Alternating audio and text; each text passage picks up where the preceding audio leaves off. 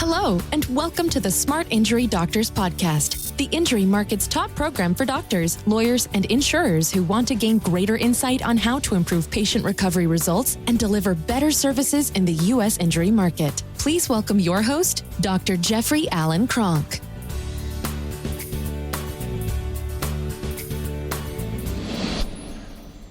Okay, on today's podcast, what I want to talk about is why does Spinal Kinetics exist? I'm the CEO of Spinal Kinetics. We're the largest we're the largest medical company that does spinal ligament injury testing in the country. We do excessive motion testing. The excessive motion test is the only way that you can diagnose or determine the severity and location of spinal support ligament injuries, the non-disc ligament injury.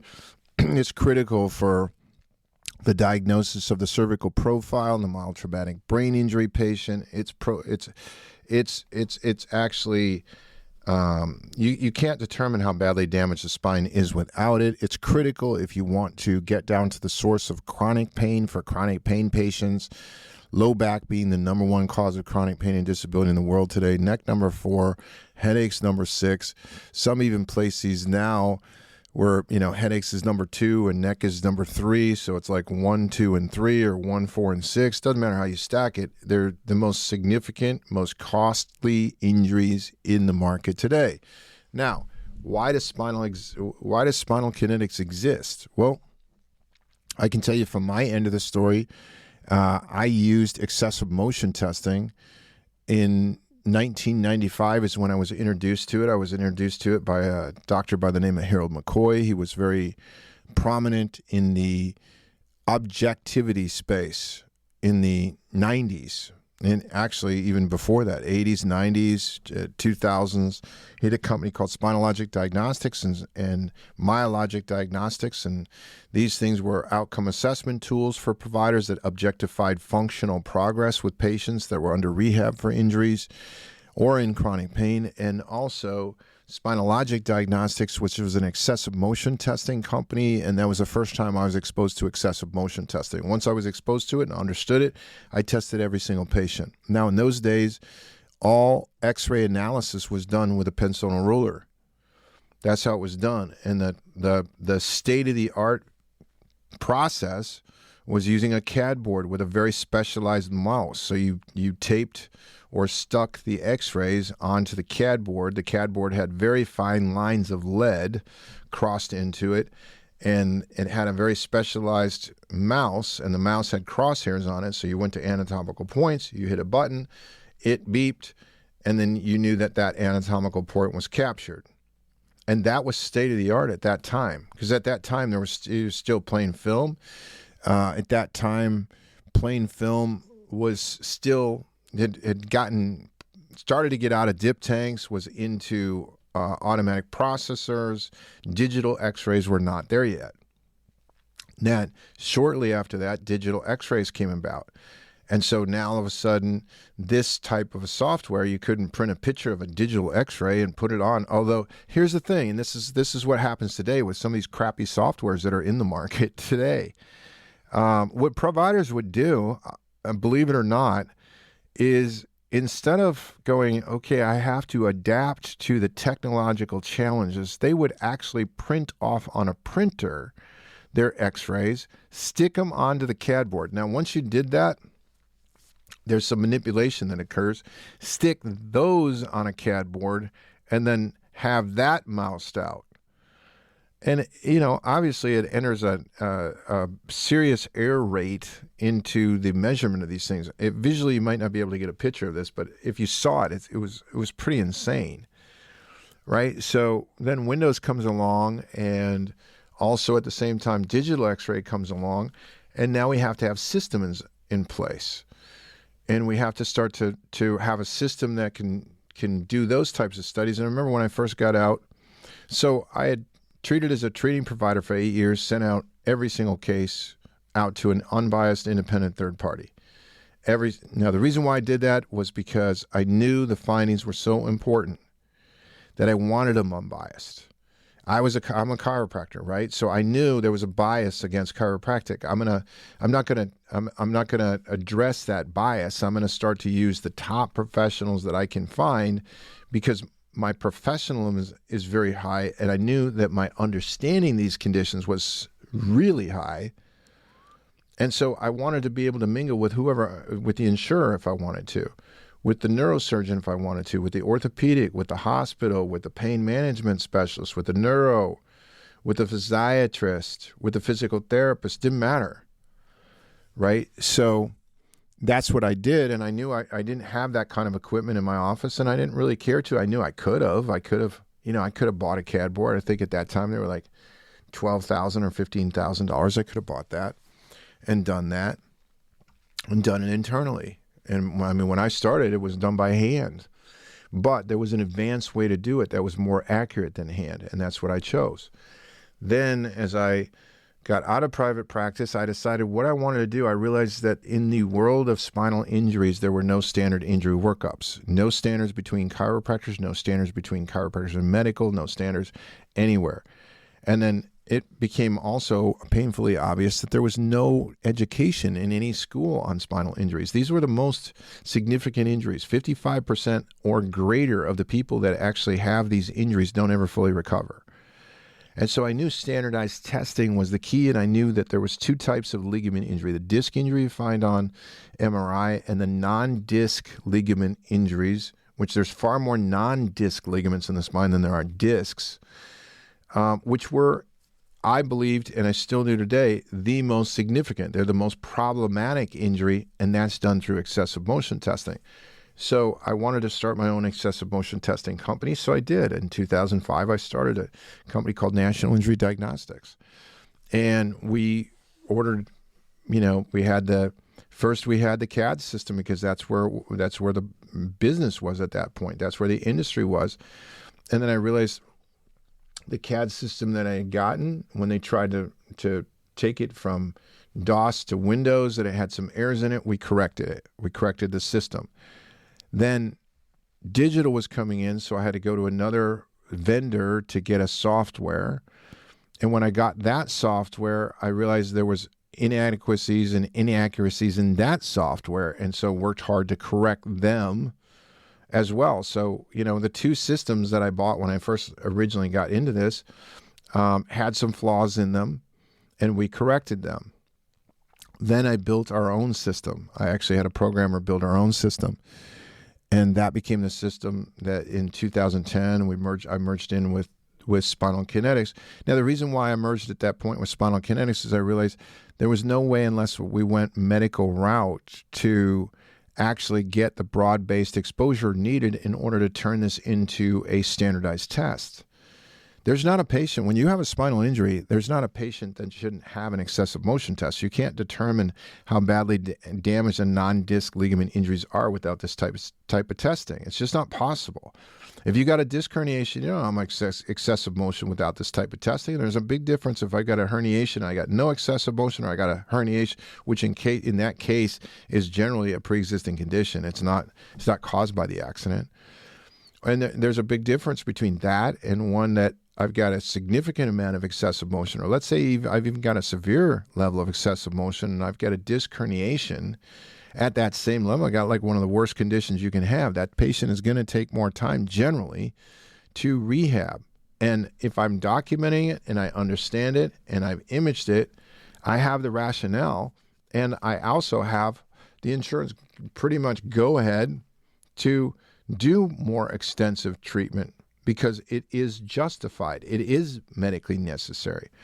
So I knew it was a really important test, and I wanted to take it out and make sure that part of what I left behind was to standardize spinal injury workups. Look, a person comes into a spinal clinic.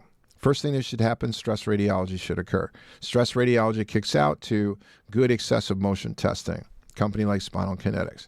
The doctor immediately determines how badly damaged the ligaments are. Now, from determining how badly damaged the ligaments are, that determines the grade of the sprain. It also determines the level of impairment. Is it a high level? Is it a low level? It determines if they should have activity restrictions. It determines if they have a surgical level of this injury. It determines if they have a higher probability for disc herniation or disc complication. It tells you exactly where the facet problems are.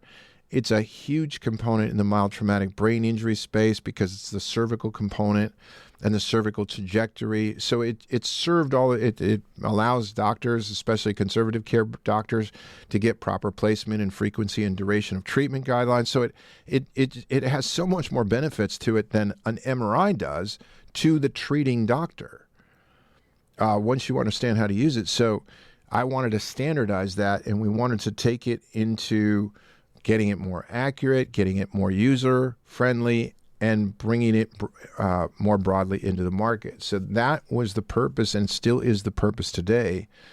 Everybody at Spinal Kinetics here, their whole purpose, and they listen to me and they drive as the CEO, we drive the fact that we are changing the injury market today. We are significantly, people are trying to copycat us. There's some softwares out there in the market that are just absolute junk as far as I'm concerned. Really bad stuff. Doctors, if you're out there using screen capture software, especially in the personal injury market, where you're screen capturing things and then you're drawing lines on the x-rays and then you're plotting points on the lines of the x-rays to calibrate to the x-rays, you're using technology that's just like super ancient. It takes me back to the CAD board days. Okay, and then if you're billing for this stuff, to me, I think it's even worse. But what we're doing is elevating this space, elevating this testing procedure so that every employee here at Spinal Kinetics knows that our mission is to change the way these ligament injuries are worked up so that they don't have to have such poor recovery rates.